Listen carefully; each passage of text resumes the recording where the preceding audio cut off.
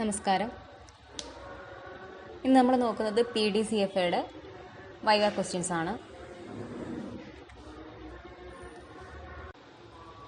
ഇപ്പോൾ PDCFA എന്ന് പറഞ്ഞാൽ ഫസ്റ്റ് നമ്മൾ ഈ കോഴ്സിൻ്റെ ഫുൾ നെയിം നമ്മൾ അറിഞ്ഞിരിക്കണം.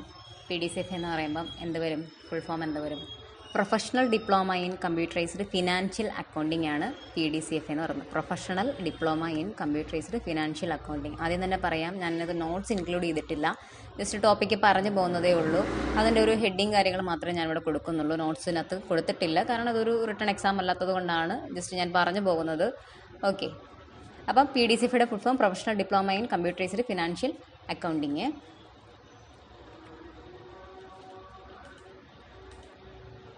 ഇനി നമുക്ക് നെക്സ്റ്റ് അറിയേണ്ടത് എന്താണ് അക്കൗണ്ടിങ് എന്നാണ്. അപ്പോൾ നിങ്ങൾ അക്കൗണ്ടിങ് ആണല്ലോ പഠിച്ചിരിക്കുന്നത്. PDCFAയിൽ നമ്മൾ അക്കൗണ്ടിങ് ഒക്കെ പഠിക്കുന്നുണ്ടല്ലോ. അപ്പോൾ അക്കൗണ്ടിങ് എന്താണ് എന്നായിരിക്കും. എന്താണ് അക്കൗണ്ടിങ് എന്ന് പറയുന്നത്? അപ്പോൾ നമുക്കൊക്കെ എഴുതാൻ അറിയാമെന്നുണ്ടെങ്കിലും വൈവ ചോദിക്കുമ്പോൾ നമ്മൾ ഒന്ന് സ്റ്റക്ക് ആവാറുണ്ട്. എന്താണ് ഈ അക്കൗണ്ടിങ് എന്നുള്ള ഒരു ഇതിലൊരു നമുക്കങ്ങനെ പറഞ്ഞ് ഫലിപ്പിക്കാനും കൊണ്ട് ഒരു പ്രയാസം പോലെ തോന്നും അല്ലേ. അക്കൗണ്ടിങ് എന്ന് പറയുന്നത് ഒരു ലാംഗ്വേജ് ആണ്. നമ്മുടെ ഒരു ബിസിനസ്സിൻ്റെ അല്ലെങ്കിൽ ഒരു ഓർഗനൈസേഷൻ്റെ ഫിനാൻഷ്യൽ പൊസിഷൻ അല്ലെങ്കിൽ അവരുടെ ഇൻഫർമേഷൻസ് അറിയുന്നതിന് വേണ്ടിയിട്ട് ഉപയോഗിക്കുന്ന ഒരു ലാംഗ്വേജ് ആണ് അക്കൗണ്ടിങ് എന്ന് പറയുന്നത്. ഓക്കെ, ക്ലിയർ ആയല്ലോ. അപ്പോൾ ഇത് കണ്ടുപിടിച്ചത് ആരായിരുന്നു എന്നറിയോ? കണ്ടുപിടിച്ചത് ലൂക്ക പാസിയോളി ആയിരുന്നു. അപ്പം ഫാദർ ഓഫ് അക്കൗണ്ടിങ് എന്ന് പറയുന്ന ആരാണ്? ലൂക്ക പാസിയോളിയാണ്. എന്നാൽ കണ്ടുപിടിച്ചതെന്ന് വെച്ചാൽ 1494 ഇത് ഇൻവെൻറ്റ് ചെയ്തത്. ഇനി നെക്സ്റ്റ് നമുക്ക് ഗോൾഡൻ റൂൾസ് ഓഫ് അക്കൗണ്ടിങ് നോക്കാം. ഗോൾഡൻ റൂൾസ് ഓഫ് അക്കൗണ്ടിങ്ങിനകത്ത് നമുക്ക് പേഴ്സണൽ അക്കൗണ്ട് ഉണ്ട്, റിയൽ അക്കൗണ്ട് ഉണ്ട്, നോമിനൽ അക്കൗണ്ട് ഉണ്ട്. അപ്പോൾ ആ ഒരു സെക്ഷനൊന്നും നിങ്ങൾ കറക്റ്റായിട്ട് വായിക്കുക. Debit the receiver. ഇപ്പോൾ പേഴ്സണൽ അക്കൗണ്ട് ആണെങ്കിൽ debit the receiver, credit the giver. Real person ആണെങ്കിൽ debit what comes in, credit what goes out. Normal account ആണെങ്കിൽ debit all expense and losses, credit all income and gains. ഇതൊന്ന് നോക്കിയേക്കുക. അതുപോലെ തന്നെ അക്കൗണ്ടിങ്ങിൻ്റെ ധർമ്മങ്ങൾ ഏതാണെന്ന് ചോദിക്കുകയാണെന്നുണ്ടെന്നുണ്ടെങ്കിൽ നമ്മുടെ recording, classifying, summarising, analysing, interpreting, communicating the result. അതായത് journal, ledger, trial balance, trading and P&L, പിന്നെ ബാലൻസ് ഷീറ്റ്. ഓക്കെ, അപ്പോൾ അത് ധർമ്മങ്ങൾ ചോദിക്കുവാണെങ്കിൽ അങ്ങനെ പറയാം.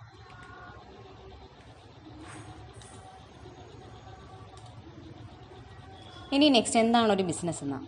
എന്താണ് ഒരു ബിസിനസ്?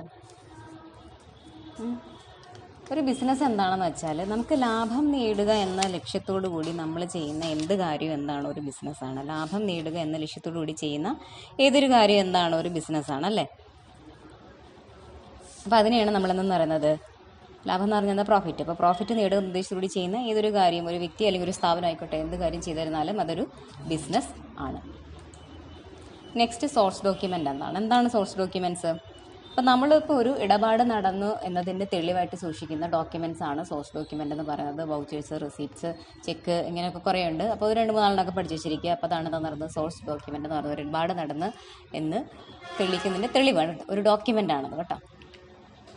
ഇനി MRPൻ്റെ ഫുൾ ഫോം. MRPൻ്റെ ഫുൾ ഫോം എന്താണ്? നിങ്ങൾക്കെല്ലാം അറിയത്തില്ലേ? MRP എന്ന് പറഞ്ഞാൽ മാക്സിമം റീറ്റെയിൽ പ്രൈസ്. അതാണ് MRP എന്ന് പറയുന്നത്. ഇനി ക്യാപിറ്റൽ എന്താണെന്ന് നോക്കാം. എന്താണ് ഒരു ക്യാപിറ്റൽ എന്ന് പറയുന്നത്?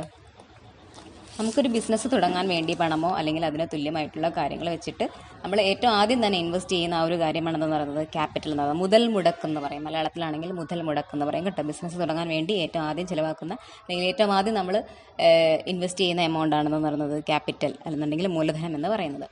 Next drawings. എന്താണ് ഡ്രോയിങ്സ്? ഡ്രോയിങ്സ് എന്ന് പറഞ്ഞാൽ ഇപ്പം നമുക്കൊരു ബിസിനസ് ഉണ്ട്. അപ്പം നമ്മൾക്ക് ആ ബിസിനസ്സിൽ നമുക്ക് എമൗണ്ട് വരുന്നുണ്ട്, അല്ലെങ്കിൽ നമുക്ക് ക്യാഷുകളൊക്കെ വരുന്നുണ്ട്. അപ്പോൾ ഈ ഒരു എമൗണ്ട് ബിസിനസ്സിൻ്റെ ആവശ്യത്തിനല്ലാതെ നമ്മളുടെ പേഴ്സണൽ ആവശ്യത്തിന് എടുത്തുകൊണ്ട് പോകുകയാണെന്നുണ്ടെങ്കിൽ അതിനെ പറയുന്നതാണ് ഡ്രോയിങ്സ് എന്ന് പറയുന്നത്. ഫോർ എക്സാമ്പിൾ, ഇപ്പം നമ്മൾ ബിസിനസ്സിൽ വന്നിരിക്കുന്ന പൈസ എടുത്തിട്ട് ഇപ്പം നമ്മൾ സ്വയം റീചാർജ് ചെയ്യുകയോ, അതായത് ബിസിനസ്സിൻ്റെ ആവശ്യമല്ല, അല്ലാണ്ട് ഞാൻ എൻ്റെ പേഴ്സണൽ ആവശ്യത്തിന് എന്തെങ്കിലും റീചാർജ് ചെയ്യുന്നു, അല്ലെങ്കിൽ വേറെ എന്തെങ്കിലും കാര്യത്തിന് ഞാൻ എടുത്തുകൊണ്ട് പോകുന്നു. അപ്പോൾ അങ്ങനെ പറയുന്ന പേരാണ് ഡ്രോയിങ്സ് എന്ന് പറയുന്നത് കേട്ടോ. ഇനി ഫിനാൻഷ്യൽ ഇയർ. എന്താണ് ഒരു ഫിനാൻഷ്യൽ ഇയർ? ഫിനാൻഷ്യൽ ഇയർ ഇപ്പോൾ ഈ വർഷത്തെ ഫിനാൻഷ്യൽ ഇയർ എങ്ങനെ അറിയാമോ? ഇപ്പോൾ ഫിനാൻഷ്യൽ ഇയർ എപ്പോഴും സ്റ്റാർട്ട് ചെയ്യുന്നത് April 1 തൊട്ട്. ഇപ്പോൾ ഈ വർഷത്തെ ആണെങ്കിൽ 2025 April 1 തൊട്ട് അടുത്ത വർഷം 2026 March 31 വരെയാണെന്ന് പറയുന്നത് ഫിനാൻഷ്യൽ ഇയർ പറയുന്നത്. ഒരിക്കലും January to December അല്ല. ഫിനാൻഷ്യൽ ഇയർ നമ്മൾ പറയുന്നത് എങ്ങനെയാണ്? നമ്മുടെ ഫിനാൻഷ്യൽ ഇയർ വരുന്നത് April 1 to അടുത്ത വർഷത്തെ പിന്നെ എപ്പോഴാണ്? March 31 ആണ്. ഓക്കെ. ഇനി ഗുഡ്സ്. എന്താണ് ഒരു ഗുഡ്സ്? ഇപ്പോൾ ഗുഡ്സ് എന്ന് പറയുന്നത് നമ്മൾ സെയിൽ ചെയ്യുക എന്ന ഉദ്ദേശത്തോടു കൂടി പർച്ചേസ് ചെയ്തുകൊണ്ട്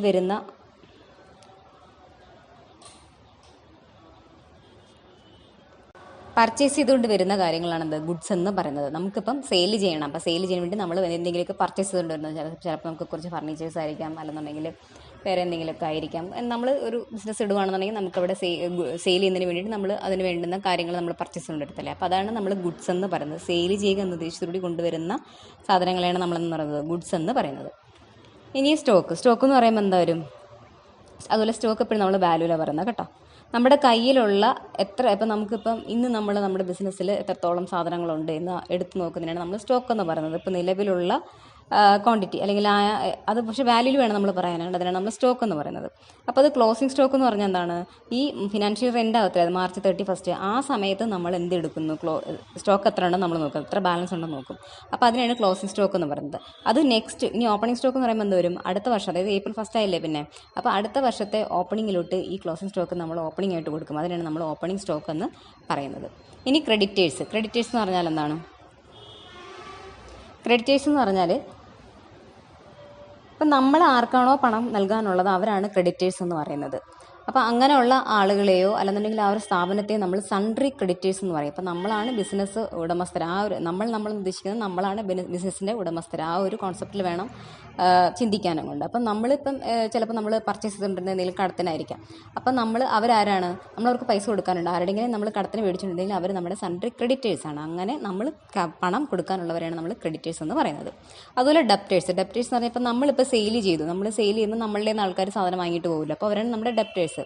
അപ്പോൾ ഇവർ നമ്മൾ കടത്തിനാണ് നമ്മുടെ നിന്ന് മേടിച്ചുകൊണ്ട് പോകുന്നതെങ്കിൽ അതാണ് സൺട്രി ഡെപ്റ്റേഴ്സ് എന്ന് പറയുന്നത്. ഓക്കെ, നമ്മൾ ആരെങ്കിലും നമ്മുടെ നിന്ന് കടത്തിന് സാധനങ്ങൾ മേടിച്ചിട്ടുണ്ടെങ്കിൽ നമുക്ക് ഇങ്ങോട്ട് പൈസ തരാനുണ്ട്. അപ്പോൾ അതിനാണ് നമ്മൾ സൺട്രി ഡെപ്റ്റേഴ്സ് എന്ന് പറയുന്നത്. നെക്സ്റ്റ് റിട്ടേൺ ഔട്ട്വേർഡ്സ് അല്ലെങ്കിൽ പർച്ചേസ് റിട്ടേൺ എന്ന് പറയും. പർച്ചേസ് റിട്ടേൺ എന്താണെന്ന് എല്ലാവർക്കും അറിയാമായിരിക്കും അല്ലേ? പർച്ചേസ് ചെയ്ത സാധനങ്ങൾ നമ്മൾ തിരിച്ചു കൊടുക്കുന്നതിനാണ് പർച്ചേസ് റിട്ടേൺ എന്ന് പറയുന്നത്. അതിന് മറ്റൊരു വാക്കാണ് റിട്ടേൺ ഔട്ട്വേർഡ് എന്ന് പറയുന്നത്. അതുപോലെ സെയിൽസ് ഇൻവേർഡ്സ് അല്ലെങ്കിൽ സെയിൽസ് റിട്ടേൺ അറിയാൽ നമ്മൾ സെയിൽ ചെയ്ത കാര്യങ്ങൾ അല്ലെങ്കിൽ സാധനങ്ങൾ നമുക്ക് തിരിച്ച് തരുന്നതാണ്. അതായത് കസ്റ്റമർ തിരിച്ച് റിട്ടേൺ അടിക്കുന്നതാണ് സെയിൽസ് റിട്ടേൺ എന്ന് ഉദ്ദേശിക്കുന്നത്. അപ്പം അതിൻ്റെ മറ്റൊരു പേരാണ് സെയിൽസ് ഇൻവേർഡ്സ് എന്ന് പറയുന്നത്. പിന്നീട് എന്താണ്? ക്യാഷ് ഇൻ ഹാൻഡ് എന്താ? നമ്മുടെ കയ്യിലുള്ള പൈസ, അതാണ് cash in hand. Cash at bank ആണെങ്കിലോ നമ്മുടെ ബാങ്കിലുള്ള ബിസിനസ്സിൻ്റെ അക്കൗണ്ടിലുള്ള ക്യാഷ്. പിന്നീട് പെറ്റി ക്യാഷ് എന്ന് പറയുമ്പോൾ എന്ത് വരും? ചെറിയ ആവശ്യത്തിനായിട്ട് നമ്മൾ സൂക്ഷിക്കുന്ന ക്യാഷ് ആണെന്ന് പറയുന്നത് പെറ്റി ക്യാഷ് എന്ന് പറയുന്നത്. ഇനി അടുത്ത ബുക്ക് കീപ്പിംഗ് ആണ്. ബുക്ക് കീപ്പിംഗ് എന്ന് പറയുമ്പോൾ എന്താണ്? ബുക്ക് കീപ്പിംഗ് എന്ന് പറയുമ്പം അക്കൗണ്ടിങ്ങിനെ പോലെ തന്നെ ഉപയോഗിക്കുന്ന മറ്റൊരു പ്രോസസ്സാണ്. അതായത് നമ്മൾ ഒരു ബിസിനസ്സിൽ അതാത് ദിവസം നടക്കുന്ന കാര്യങ്ങൾ നമ്മൾ അതാത് ദിവസത്തെ ഡേറ്റൊക്കെ ഇട്ട് എഴുതി വെക്കുന്ന ഒരു ചെറിയൊരു കോൺസെപ്റ്റാണ് ഈ ബുക്ക് കീപ്പിംഗ് എന്ന് പറയുന്നത്. നമ്മുടെ അക്കൗണ്ടിങ്ങിനെ പോലെ വലിയൊരു കോൺസെപ്റ്റ് അല്ല, അത് ചെറിയൊരു കോൺസെപ്റ്റാണ്. അപ്പോൾ ഇവിടെ ജസ്റ്റ് നമ്മൾ എന്തേ ചെയ്യുന്നുള്ളൂ? ജസ്റ്റ് റെക്കോർഡ് ചെയ്യുന്നുള്ളൂ. അതായത് അതാത് ദിവസത്തെ ഡേറ്റ് എഴുതുന്നു, ആ കാര്യങ്ങൾ എഴുതുന്നത്, ആ എമൗണ്ടൊക്കെ എന്തിനു വേണ്ടി ചിലവാക്കി അല്ലെങ്കിൽ ഡീറ്റെയിൽ ആയിട്ട് ഒരു കാര്യങ്ങൾ നമ്മൾ അതിനകത്ത് എഴുതുന്നില്ല. ഒരു സാധാരണക്കാർക്കും ചെയ്യാൻ പറ്റുന്ന ഒരു രീതിയാണ് ഈ ബുക്ക് കീപ്പിംഗ് എന്ന് പറയുന്നത്. അക്കൗണ്ടിങ്ങിനെ പോലെ അക്കൗണ്ടിങ് പഠിച്ചാൽ ഇപ്പം നിങ്ങൾക്കറിയില്ല, നിങ്ങൾക്കിപ്പോൾ അക്കൗണ്ടിങ് ചെയ്യണമെങ്കിൽ നമ്മൾ ആ അക്കൗണ്ടിങ് പഠിച്ചിട്ടല്ലേ ചെയ്യുന്നത്. അപ്പം അതിൻ്റെ ഒരു ആവശ്യം ബുക്ക് കീപ്പിംഗ് ചെയ്യുന്നതിന് ആവശ്യമില്ല. നമുക്ക് സാധാരണ സിമ്പിളായിട്ട് നമുക്ക് ചെയ്യാൻ പറ്റുന്ന ഒരു രീതിയാണ് ഈ ബുക്ക് കീപ്പിംഗ് എന്ന് പറയുന്നത്.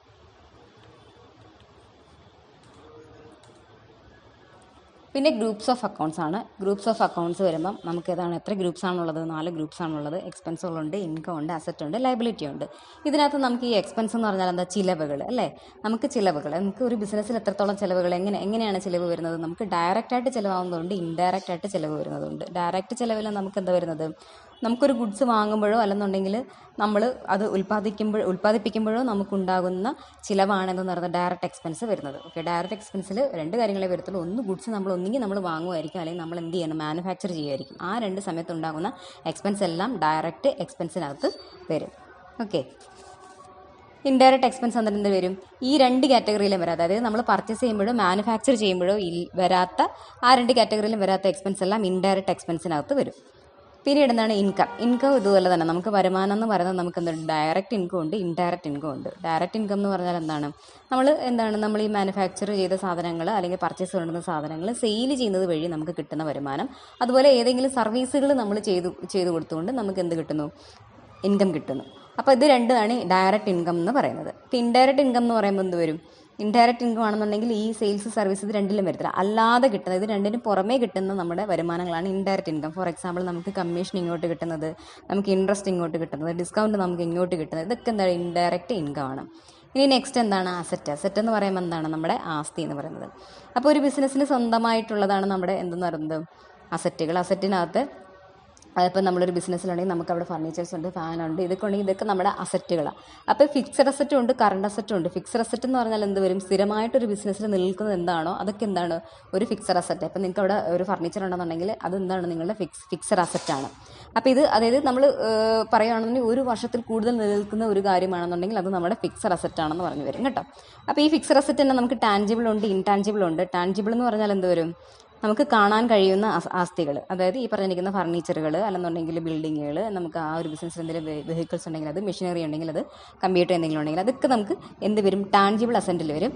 ഇൻടാൻജിബിൾ അസറ്റ് ആണെങ്കിൽ നമുക്ക് കാണാനും സ്പർശിക്കാനും പറ്റാത്ത ഒരു ഫിക്സഡ് അസറ്റാണ് ഇൻടാൻജിബിൾ അസറ്റ്. അതായത് ഗുഡ് വില്ല്, നമ്മുടെ സൽപ്പേരുകൾ, പേറ്റന്റ് റേറ്റ്, ട്രേഡ് മാർക്ക്, ഇതൊക്കെ എന്താണ് ഇൻടാൻജിബിൾ അസറ്റിനകത്ത് വരും. ഓക്കെ.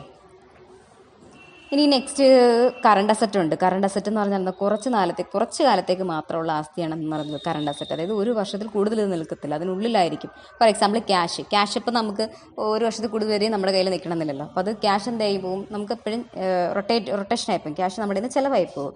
അപ്പോൾ ക്യാഷ് എന്താണ് ഒരു കറണ്ട് അസറ്റാണ്. അപ്പോൾ കയ്യിലുള്ള ക്യാഷ്, ബാങ്കിലുള്ള ക്യാഷ്, അതുപോലെ സ്റ്റോക്കുകൾ, അപ്പോൾ ഇതൊക്കെ എന്താണ് ഒരു കറണ്ട് അസറ്റിൽ വരും. പിന്നെ നെക്സ്റ്റ് ആണ് എന്തെന്ന് പറയുന്നത് ലൈബിലിറ്റി എന്ന് പറയുന്നത്. ലൈബിലിറ്റി എന്ന് പറഞ്ഞാൽ നമ്മുടെ ബാധ്യത എന്ന് പറഞ്ഞാൽ എന്താ, നമ്മൾ ആർക്കെങ്കിലുമൊക്കെ ക്യാഷുകൾ കൊടുക്കാനുണ്ട്, അല്ലെങ്കിൽ നമ്മൾ എവിടെയെങ്കിലും ലോൺ എടുത്തിട്ടായിരിക്കും ഇത് ചെയ്തിട്ടുണ്ടായിരിക്കുന്നത്, ബിസിനസ് ചെയ്തിട്ടുണ്ടായിരിക്കുന്നത്. അപ്പം നമുക്കിതൊക്കെ ബാധ്യതകളാണ്. അപ്പം അതാണ് ഈ ലൈബിലിറ്റി എന്ന് വരുമ്പോൾ. ഈ ബാധ്യത തന്നെ നമുക്ക് ലോങ് ടൈമും ഉണ്ട്, ഷോർട്ട് ടൈമും ഉണ്ട്. ലോങ് ടൈം എന്ന് പറഞ്ഞാൽ എന്ത് വരും, ഒരു വർഷത്തിൽ കൂടുതൽ നിലനിൽക്കുന്ന ബാധ്യതയായിരിക്കും ലോങ് ടൈം എന്ന് പറഞ്ഞാൽ. ഷോർട്ട് ടൈം എന്ന് പറഞ്ഞാൽ വരും ഒരു വർഷത്തിനകത്തായിരിക്കും. ഓക്കെ.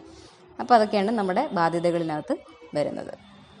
നെക്സ്റ്റ് വൗച്ചേഴ്സ്, അതായത് നമ്മൾ ടാലിയിൽ ചെയ്യത്തില്ലേ വൗച്ചറുകൾ വരുന്ന ഒരു കാറ്റഗറി ഞാൻ വീണ്ടും അവിടെ പറയുന്നുണ്ട്, നെക്സ്റ്റിൽ പറയുന്നുണ്ട്. ഇനി ജേണൽ എഴുതുന്നത്, ലെഡ്ജർ എഴുതുന്നത്, ട്രയൽ ബാലൻസ് എഴുതുന്നത്.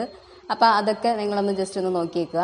അല്ലെ, journal entry, ledger, trial balance. ഇപ്പോൾ ട്രയൽ ബാലൻസിൽ നമുക്ക് എന്ത് കിട്ടണം, നമ്മുടെ ക്രെഡിറ്റ് സൈഡ് ഡെബിറ്റ് സൈഡും ഈക്വൽ ആയിരിക്കണം. ഓക്കെ. അങ്ങനെയാണെന്നുണ്ടെങ്കിൽ നമ്മൾ ആ ഒരു, അതായത് നമ്മുടെ ഡെബിറ്റും ക്രെഡിറ്റും ഈക്വലായിട്ട് തന്നെ പോകണം. അതാണ് ട്രയൽ ബാലൻസ് വരുന്നത്. ഇല്ലെന്നുണ്ടെങ്കിൽ ഡിഫറൻസ് കാണിക്കുന്നുണ്ടെങ്കിൽ എന്തെങ്കിലും മിസ്റ്റേക്സ് പറ്റിയിട്ടുണ്ടെന്നായിരിക്കും. അപ്പോൾ അത് ജസ്റ്റ് ഒന്ന് നോക്കിയിട്ടേക്കുക. പിന്നെ ബാങ്ക് റീകൺസിലേഷൻ ആണ്. എന്താണ് ബാങ്ക് റീകൺസിലേഷൻ എന്ന് പറയുന്നത്, BRS, അതായത് ബാങ്ക് റീകൺസിലേഷൻ സ്റ്റേറ്റ്മെൻറ്റ് എന്ന് പറയാം കേട്ടോ. അപ്പോൾ BRS എന്ന് പറഞ്ഞാൽ എന്താണ്, ഇപ്പോൾ ഒരു ട്രേഡറിൻ്റെ ക്യാഷ് ബുക്ക് ബാലൻസും പിന്നെ പാസ്ബുക്ക്, അതായത് ക്യാഷ് ബുക്കും പാസ്ബുക്കും ഉണ്ടല്ലോ. അപ്പോൾ ഈ ക്യാഷ് ബുക്കിൻ്റെ ബാലൻസും പാസ്ബുക്കിൻ്റെ ബാലൻസും തമ്മിലുള്ള വ്യത്യാസമാണ്. അപ്പോൾ നമ്മളത് എന്ത് ചെയ്യുന്നു, റീകൺസിൽ ചെയ്ത് കൊടുക്കും, ഇത് കറക്റ്റ് ചെയ്ത് കൊടുക്കും. ഓക്കെ. അങ്ങനെ വ്യത്യാസം വരുമ്പോഴാണ് നമ്മൾ എന്ത് ചെയ്യുന്നത്, റീകൺസിൽ ചെയ്യുന്നത്. അപ്പോൾ അതിനാണ് ബാങ്ക് റീകൺസിലേഷൻ സ്റ്റേറ്റ്മെൻറ്റ് എന്ന് പറയുന്നത്. നെക്സ്റ്റ് നമുക്ക് നേരെ ടാലിയിലോട്ട് പോവാം. ഇപ്പോൾ ടാലി പ്രൈം ആയിരിക്കുമല്ലോ എല്ലാവരും യൂസ് ചെയ്തിരിക്കുന്നത്. അപ്പോൾ ഈ ടാലി നമുക്ക് ഇൻവെൻറ്റ് ചെയ്തിരിക്കുന്നത് 1986 ടാലി ഇൻവെൻറ്റ് ചെയ്തിട്ടുള്ളത്. 1986 ഇത് ഇൻവെൻറ്റ് ചെയ്തത്. അപ്പോൾ ഇത് ഫൗണ്ട് ചെയ്തത് ആരാണെന്ന് വെച്ചാൽ ഭരത് ജോയിങ്കയും ശ്യാം സുന്ദർ ജോയിങ്കയും കൂടെ ചേർന്നിട്ട്, ഇങ്ങനെ ഒരു അച്ഛനും മകനുമാണ് ഇത് ഫൗണ്ട് ചെയ്തിട്ടുണ്ടായിരുന്നത് കേട്ടോ.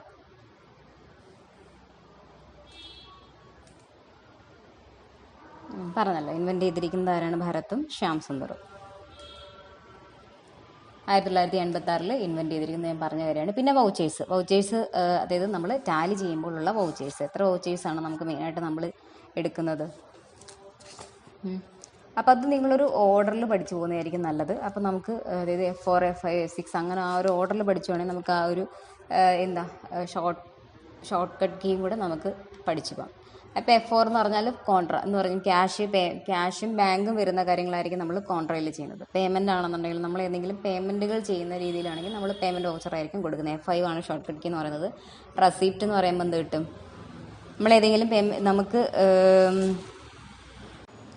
ക്യാഷും ചെക്കും റിസീവ് ചെയ്യുന്ന ആ ഒരു സമയത്തായിരിക്കും നമ്മൾ നിന്ന് റെസിപ്റ്റ് വൗച്ചറിൽ കൊടുക്കുന്നത്. F6 ആണ് അതിൻ്റെ ഷോർട്ട് കട്ട് കീ എന്ന് പറയുന്നത്. പിന്നെ ജേണൽസ്, എന്തെങ്കിലും അഡ്ജസ്റ്റ്മെൻറ്റോ കാര്യങ്ങളൊക്കെ വരുന്നുണ്ടെങ്കിൽ നമ്മളെവിടെ ആയിരിക്കും, ജേണൽ എൻട്രിയിൽ കൊടുക്കും. F7 ആണ് അതിൻ്റെ ഷോർട്ട് കട്ട് കീ എന്ന് പറയുന്നത്. പിന്നെ നമ്മൾ സെയിൽ ചെയ്യുമ്പോൾ ഇത് ഏത് വൗച്ചറിൽ കൊടുക്കും, സെയിൽസിൽ കൊടുക്കും. F8, F9 പർച്ചേസ്, നമ്മൾ പർച്ചേസ് ചെയ്യുന്ന കാര്യങ്ങൾ പർച്ചേസ് വൗച്ചറിലായിരിക്കും നമ്മൾ കൊടുക്കുന്നത്. അതുപോലെ ഒരു കാര്യമുണ്ട്, ലെഡ്ജേഴ്സും അതിൻ്റെ അണ്ടറുകളും കൃത്യമായിട്ട് മനസ്സിലാക്കി പഠിക്കുക. ഓക്കെ. അപ്പോൾ ഇങ്ങനെ ഈ ഒരു ഓർഡറിൽ നിങ്ങൾ പഠിക്കുക. F4, F5, F6, F7, F8, F9, എന്നിട്ട് contra, payment, receipt, general sales, purchase. അപ്പോൾ അങ്ങനെ പഠിച്ചു പോവുക. പിന്നെ ഒരു സെക്ഷൻ വരുന്നത് വെച്ചാൽ ഡെബിറ്റ് നോട്ട്. എന്താണ് ഡെബിറ്റ് നോട്ട് എന്ന് പറഞ്ഞാൽ, അപ്പോൾ ഡെബിറ്റ് നോട്ട്, ക്രെഡിറ്റ് നോട്ട് ഇപ്പോൾ നമുക്ക് തിരിഞ്ഞു പോകാനുള്ള ചാൻസ് ഉണ്ട്. ഡെബിറ്റ് നോട്ട് എന്ന് പറഞ്ഞാൽ എന്താ, നമ്മൾ ഈ പർച്ചേസ് ചെയ്ത കാര്യങ്ങൾ നമ്മൾ തിരിച്ചു കൊടുക്കില്ല, പർച്ചേസ് റിട്ടേൺ കൊടുക്കത്തില്ല. അപ്പോൾ പർച്ചേസ് റിട്ടേൺ നമ്മൾ ചെയ്യുന്നത് ഡെബിറ്റ് നോട്ടിനകത്താണ് ചെയ്യുന്നത്. അതിൻ്റെ ഷോർട്ട് കട്ട് കീ എന്ന് പറയുന്നത് Alt+F5 ആണ്. പിന്നെ അതുപോലെ എന്താണ് ക്രെഡിറ്റ് നോട്ട്. ക്രെഡിറ്റ് നോട്ട് എന്ന് പറഞ്ഞാൽ എന്താണ്, സെയിൽസ് റിട്ടേൺ കൊടുക്കുന്നത്. അപ്പോൾ സെയിൽ ചെയ്ത കാര്യങ്ങൾ റിട്ടേൺ ചെയ്യുന്നതാണ് നമ്മൾ സെയിൽസ് റിട്ടേൺ എന്ന് പറയുന്നത്. അപ്പോൾ അതെവിടെ ചെയ്യുന്നത് വെച്ചാൽ ക്രെഡിറ്റ് നോട്ട് എന്ന് പറയുന്നത് അതിനകത്താണ്. ഓക്കെ, Alt+F6 ആണ് എന്തെന്ന് പറയുന്നത് അതിൻ്റെ ഷോർട്ട് കട്ട് കീ എന്ന് പറയുന്നത്. നെക്സ്റ്റ് ജി എസ് ടി എന്താണ്, ജി എസ് ടിൻ്റെ ഫുൾ ഫോം അറിയാമോ? ഇപ്പോൾ ജി എസ് ടി എന്ന് പറഞ്ഞാൽ എന്താണ്, goods and service tax. Goods and service tax. Okay, അപ്പോൾ ടാക്സ് എന്ന് പറഞ്ഞാൽ എന്താണ്, നികുതി കേട്ടോ. നമ്മളൊരു ഗവൺമെൻറ് നമ്മൾ എന്താണ് മാൻഡേറ്ററി ആയിട്ട് അടയ്ക്കേണ്ട ഒരു ഫീ ആണെന്ന് പറയുന്നത് ഈ നികുതി എന്ന് പറയുന്ന ഒരു കാര്യം. ജി എസ് ടിയുടെ ഫൗണ്ടർ ആരാണെന്നറിയാമോ? ജി എസ് ടിയുടെ ഫൗണ്ടർ എന്ന് പറയുന്നത് അല്ലെങ്കിൽ ഫാദർ എന്ന് പറയുന്നത് അടൽ ബിഹാരി വാജ്പേയി ആണ് കേട്ടോ. ഇതെന്ന് കണ്ടുപിടിച്ചെന്ന് വെച്ചാൽ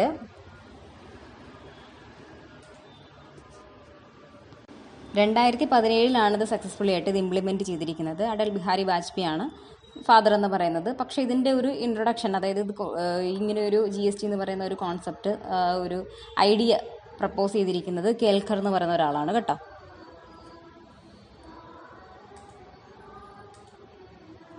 അപ്പോൾ അതിൽ തന്നെ വരുമ്പം സി ജി എസ് ടി ഉണ്ട്, എസ് ജി എസ് ടി ഉണ്ട്, ഐ ജി എസ് ടി ഉണ്ട്, യു ജി എസ് ടി ഉണ്ട്. അതൊക്കെ നോക്കുക. സി ജി എസ് ടിൻ്റെ ഫുൾ ഫോം എന്താണ്, central goods and service tax. അതുപോലെ എസ് ജി എസ് ടി എന്താണ്, എസ് ജി എസ് ടി എന്ന് പറഞ്ഞാൽ state goods and service tax. I G S T എന്ന് പറയുമ്പം എന്ത് വരും, integrated goods and service tax. അപ്പോൾ അതിൽ തന്നെ ഇൻ്റർ സ്റ്റേറ്റും ഉണ്ട്, ഇൻട്രാ സ്റ്റേറ്റും ഉണ്ട്. അത് രണ്ടൊന്നും നോക്കിയിരിക്കുക. ഇൻട്രാ സ്റ്റേറ്റിനകത്ത് വരുന്നതാണ് ഈ സി ജി എസ് ടിയും എസ് ജി എസ് ടിയും. ഇൻ്റർ സ്റ്റേറ്റ് ട്രാൻസാക്ഷനകത്ത് വരുന്നതാണ് ഈ ഐ ജി എസ് ടി എന്ന് പറയുന്നത്. അതുപോലെ U T G S T ഉണ്ട്. ഞാൻ യു ജി എസ് ടി എന്നാണ് കൊടുത്തിരിക്കുന്നത്. U T G S T എന്നാണ് കേട്ടോ, union territories goods and service tax. U T G S T ആണ് ഇവിടെ കേട്ടോ. Next VAT. വാറ്റിൻ്റെ ഫുൾ ഫോം എന്താണ്, വാല്യൂ ആഡഡ് ടാക്സ്. അതാണ് വാറ്റ് എന്ന് പറയുന്നത്, വാല്യൂ ആഡഡ് ടാക്സ്. വാറ്റിൻ്റെ ഫാദർ ആരാണെന്ന് വെച്ചാൽ വിലം വോൺ സീമൻസ് ആണ് വാറ്റിൻ്റെ ഫാദർ എന്ന് പറയുന്നത്. Next G C C VAT. G C C VAT എന്ന് പറഞ്ഞാൽ എന്താണ്, അതിൻ്റെ ഫുൾ ഫോം അറിയാമോ? G C C, Gulf corporation council value added tax. അതാണ് G C C VAT, Gulf corporation council value added tax, G C C VAT എന്ന് പറയുന്നത്. അപ്പോൾ ഇതിലെ മെമ്പേഴ്സ് ആരൊക്കെയാണെന്ന് അറിയാം. മെമ്പേഴ്സ് എന്ന് പറയുന്നത് നമുക്ക് 6 മെമ്പേഴ്സാണ് അതിനകത്തുള്ളത്. ആരൊക്കെയാണ്, സൗദി അറേബ്യ ഉണ്ട്, കുവൈറ്റ് ഉണ്ട്, UAE ഉണ്ട്, യുണൈറ്റഡ് അറബ് എമിറേറ്റ്സ്, ഖത്തറുണ്ട്, പിന്നെ ബഹ്റൈൻ ഉണ്ട്, ഒമാൻ. ഇത്രയാണ് G C C wattle included ആയിട്ടുള്ള മെമ്പേഴ്സ് എന്ന് പറയുന്നത്. വാറ്റ് പെർസെൻറ്റേജ് എത്രയാണ് അവിടെയൊക്കെ? വാറ്റ് പെർസെൻറ്റേജ് 5% വരുന്നത് കേട്ടോ. 5% ആണ് ഇവിടുത്തെ ടാക്സ് വരുന്നത്. ഇനി TRN ഫുൾ ഫോം എന്ന് പറഞ്ഞാൽ ടാക്സ് രജിസ്ട്രേഷൻ നമ്പർ കേട്ടോ, tax registration number. Next quick book. ഇപ്പോൾ ക്വിക്ക് ബുക്ക് എന്ന് പറയുന്നത് എന്താണ്, ഒരു cloud based version of accounting ആണ്. ചിലപ്പോൾ ചോദിക്കും ക്വിക്ക് ബുക്ക് എന്ന് പറയുന്നത് നമ്മളിപ്പോൾ നമുക്ക് ഈ ഒരു എന്താ പറയുക ടാലിയുടെയൊക്കെ കണക്ക് അങ്ങനെയല്ല, നമുക്കൊരു ക്ലൗഡ് ബേസ്ഡ് വേർഷൻ ആയിരിക്കും. അങ്ങനെ ചെയ്യുന്ന ഒരു അക്കൗണ്ടിങ് സോഫ്റ്റ്വെയർ ആണ് ഈ ക്വിക്ക് ബുക്ക് എന്ന് പറയുന്നത്. ഡെവലപ്പ് ചെയ്തിരിക്കുന്നത് ഇൻറ്റ്യൂറ്റ് ആണ്. 1992 ഡെവലപ്പ് ചെയ്തിട്ടുള്ളത്. Next Zoho book. സോഹോ ബുക്കും സെയിം തന്നെ എന്താണ്, ഒരു ക്ലൗഡ് ബേസ്ഡ് അക്കൗണ്ടിങ് സോഫ്റ്റ്വെയർ ആണെന്ന് പറയുന്നത് ഈ സോഹോ ബുക്ക് എന്ന് പറയുന്നത്. അത് നമ്മൾ എന്താ ചെയ്യുന്നത്, ഐഡിയ ഒക്കെ ക്രിയേറ്റ് ചെയ്തിട്ട്, അതായത് നെറ്റ് കണക്ഷനൊക്കെ ഉണ്ടായിരിക്കണം. നമ്മൾ ഗൂഗിളിലൊക്കെ കയറിയിട്ട് നമ്മൾ നെറ്റ് കണക്ഷനൊക്കെ ഉണ്ടായിരിക്കണം. അപ്പോൾ നമുക്ക് എന്താണ് മെയിൽ ID ഒക്കെ വെച്ചിട്ട് ലോഗിൻ ചെയ്തിട്ടായിരിക്കും നമ്മൾ ഈ ഒരു കാര്യം ചെയ്യുന്നത്. അല്ലെങ്കിൽ അല്ലാതെ ഒരു ആപ്ലിക്കേഷൻ സോഫ്റ്റ്വെയർ പോലെ അല്ല ഈ ഒരു രീതി എന്ന് പറയുന്നത്. ഒരു ക്ലൗഡ് ബേസ്ഡ് അക്കൗണ്ടിങ് സോഫ്റ്റ്വെയർ ആയ ഒരു കാര്യം കേട്ടോ. അപ്പോൾ സോഹോ ബുക്ക് ഡെവലപ്പ് ചെയ്തിരിക്കുന്നത് സോഹോ കോർപ്പറേഷൻ ആയിരുന്നു. 1996 ഫൗണ്ട് ചെയ്തിട്ടുണ്ടായിരുന്നത്. അപ്പോൾ ഇത്രയേ ഉള്ളൂ. കുറച്ച് കാര്യങ്ങളാണ് നമ്മളിവിടെ ഇൻക്ലൂഡ് ചെയ്തിട്ടുള്ളൂ. വളരെ ഇമ്പോർട്ടൻ്റ് ആയിട്ടുള്ള കുറച്ച് കാര്യങ്ങൾ. എന്നിരുന്നാലും എല്ലാ ചാപ്റ്റേഴ്സും നന്നായിട്ട് വായിക്കുക. ഒരു വൈവ എക്സാമിനറിനെ ഡിപ്പെൻഡ് ചെയ്തിരിക്കും എല്ലാ ക്വസ്റ്റ്യൻസും. അപ്പോൾ അവർ എന്ത് ക്വസ്റ്റ്യൻ വേണമെങ്കിലും നിങ്ങളോട് ചോദിക്കാം. അപ്പോൾ അതിനനുസരിച്ച് നന്നായിട്ട് പ്രിപ്പയർ ചെയ്യുക. അപ്പോൾ ഇത്രയേ ഉള്ളൂ. Thank you.